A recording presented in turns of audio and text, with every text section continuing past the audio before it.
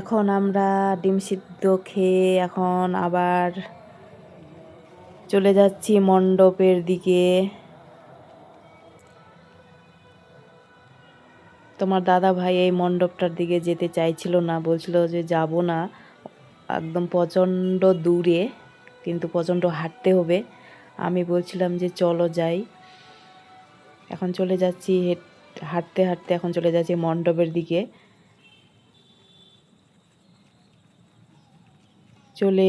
চলে যাচ্ছি কিন্তু এখনও কিন্তু মণ্ডপ এখনও কিন্তু পাইনি।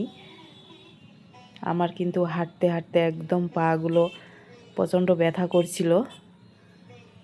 মানে এটা সবার থেকে একটু দূরে ছিল মণ্ডপটা, ওই স্থান থেকে, এটা ভিতরে একদম ছিল।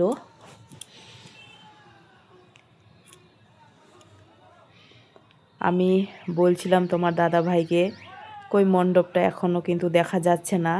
তোমার দাদা ভাই বলছিল এখন তো আমরা অর্ধেক এসেছি, এখনও অর্ধেক বাকি আছে। আমার কিন্তু হাঁটতে হাঁটতে একদম পাগুলো কেমন করছিল, আমার মনটা করছিল যে বেকার আসলাম আমি দেখতে। কিন্তু ওখানে মণ্ডপ দেখার পর এত সুন্দর লাগছিল না, প্যান্ডেলটা দেখে আমার কিন্তু মনটা ভরে গেছিল। ভাবছিলাম যে কষ্ট করে আসলাম তো প্যান্ডেলটা সুন্দর দেখতে পেলাম, তোমাদের কিন্তু প্যান্ডেলটা দেখাবো আমি।